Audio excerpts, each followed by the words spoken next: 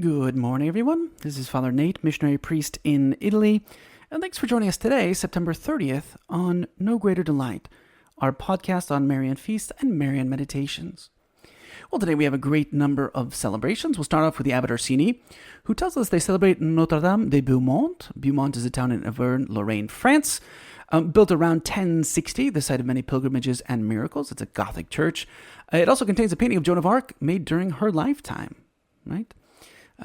Joan of Arc very often retired into this church to commend the affairs of France to the Queen of Heaven and Earth, who ordered her to take up arms to deliver that kingdom.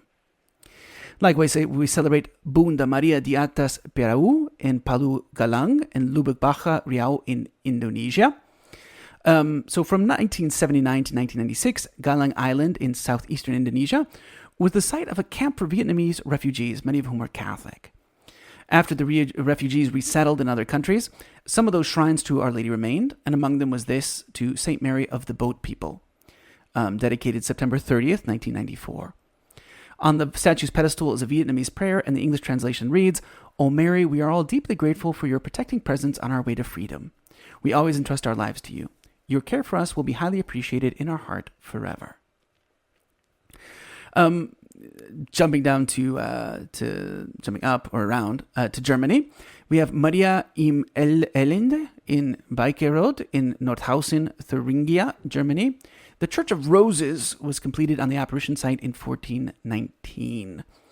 Likewise, a grotto in central Java, Indonesia, in Gua Maria Hati Ibu Yang Bahayaga in Danan in Wonogiri, was dedicated in 1997.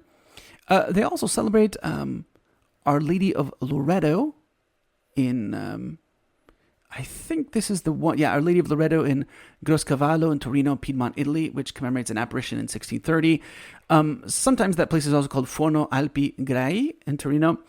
In any event, the shrine owes its origins to an apparition of Our Lady in 1630 to a certain Pietro Garino, who was trying to restore two images of Our Lady of Loreto and of Saint Charles, San Carlo. I don't know which San Carlo that is.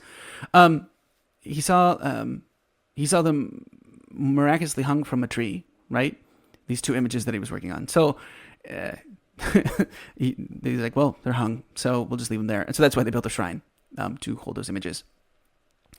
Last but not least, this is a very beautiful story of Madonna di Miracolo di Biti in Biti Nuoro in Sardinia, Italy, right? So every September 29th, tons of knights come to Biti, right? And it's like a very old tradition. Like they even carry it out now. I saw pictures of it. But it's the people of Patada and Biti get together. But the reason why they do it is they celebrate a miracle of Our Lady because the two towns hated each other. It said that a shepherd from Patada had someone stole sheep from his herd, right?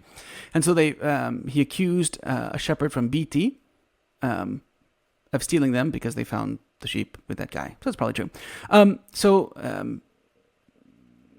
So what happened? He was so angry is that he didn't only grab his animals back, but he also kidnapped the boy who was keeping an eye on them, right, in order to ask his family for a ransom. And so he sent his messenger to go in, to make the request. But the other family he had stolen the kid who was, it was their kid, their watch kid who was stolen. They killed the messenger. And so then because they were so upset, the family in Patada also killed the boy that they were holding as a hostage. And so they just kept going and going and going, killing each other back and forth, right, for years. Yeah. And this is very Italian. It says, as always happens in the most beautiful romantic stories, it's love that conquers hate. And here, it's even a love that makes the difference. Because two young people from their respective cities fell in love, right? Like they were threatened. It's like Romeo and Juliet. Look at that. They were threatened. They were rebuked and all these different things. But that's love. So what can you do? So they both entrusted themselves to Our Lady. So much so that their respective families would reach an agreement, and in fact, due to Our Lady's intercession, that's precisely what happened, right? So the marriage between these two families was celebrated right there in front of this beautiful image of Our Lady, which from that day forth was called Our Lady of the Miracle. And that's also the name they gave to the church. And so every year since then, in recognition for this miracle of reconciliation that's taking place between these two towns in Sardinia, the two, it's interesting, they come back like horse riders, they come on horse from like, it's like a blast from the past, and in typical costumes, and they have all these like, it's just a very big celebration, right? We're also told is that there was a miracle that a girl who was born mute, when the statue passed in front of her, she inexplicably began to speak, right? It's a very beautiful tradition. That's the Madonna del Miracolo di Biti in Biti Nuoro in Sardinia in Italy, celebrating the time when love conquered the hatred of people. And what a beautiful story that is. It's really a work of Our Lady. And like I said, that's what we're celebrating in the Marian world today on September 30th. For today's reading from True Devotion to the Blessed Virgin Mary by St. Louis de Montfort, we continue with part 1 on devotion to Our Blessed Lady in general. And now we're in section 2, Discernment of the True Devotion to Our Blessed Lady. Again, in this section, St. Louis de Montfort is proposing 5 truths, which are kind of presupposed for what he's going to say as we continue. The first is that true devotion always leads to Jesus Christ, right? But we have to avoid both extremes. He says, Jesus Christ, everything goes to Jesus Christ. If for some reason our devotion were to take us away from Jesus Christ, then it wouldn't be a true devotion. He says at the same time, there's so many people who discourage devotion to Mary because they're like, no, just go directly to Jesus. But if Jesus chose to come into the world through Mary, then we need to go through Mary to get to Jesus, right? Now today we come to our second truth. This is again point 68. It's a lengthy section, but we will just continue reading it bit by bit. So 68. We must conclude from what Jesus Christ is with regard to us that we do not belong to ourselves, but as the apostle says, we are entirely his, as his members and his slaves, whom he has bought at an infinitely dear price, the price of all his blood. Before baptisms, we belonged to the devil, as his slaves. But baptism has made us true slaves of Jesus Christ, who have no right to live, to work, or to die, except to bring forth fruit for that God-man, to glorify him in our bodies, and to let him reign in our souls, because we are his conquest, his acquired people, his inheritance. It is for the same reason that the Holy Ghost compares us, and then he gives 4 examples of comparisons. First, to trees planted along the waters of grace in the field of the church, who ought to bring forth their fruit in their seasons. Second, to the branches of a vine, of which Jesus Christ is the stock, and which must yield good grapes. 3. To the flock of which Jesus Christ is the shepherd, and which is to multiply and give milk. And fourth, to a good land, of which God is the laborer, in which the seed multiplies itself, and brings forth 30-fold, 60-fold, and 100-fold. And Jesus Christ cursed the unfaithful fig tree, and gave sentence against the useless servant, who had not made any profit on his talent. All this proves to us that Jesus Christ wishes to receive some fruits from our wretched selves, namely our good works, because those good works belong to him alone. Creati in operibus boni in Christo Jesu, created in good works in Jesus Christ.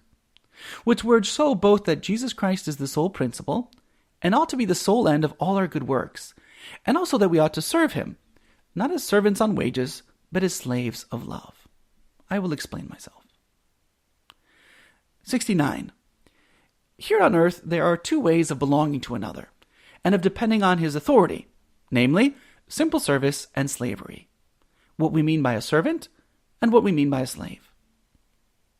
By common service among Christians, a man engages himself to serve another, starting a certain time, at a certain rate of wages or of recompense. By slavery, a man is entirely dependent on another for his whole life, and must serve his master without pretending to any wages or reward, just as one of his beasts, over which he has the right of life and death. And point 70. There are 3 sorts of slavery: a slavery of nature, a slavery of consent, and a slavery of the will. All creatures are slaves to God in the first sense, Domini est terra et plenitude eius. The earth is the Lord's and the fullness of it. The demons and the damned are slaved in the second sense, right? Slavery of constraint. the just and the saints in the third. The slavery of the will is the most glorious to God, who looks at the heart. He claims the heart, and calls himself the God of the heart. That is, of the loving will.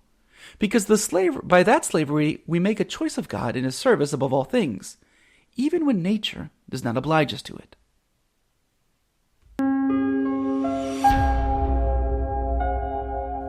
Hello, and we hope that you enjoyed listening to our Marian podcast.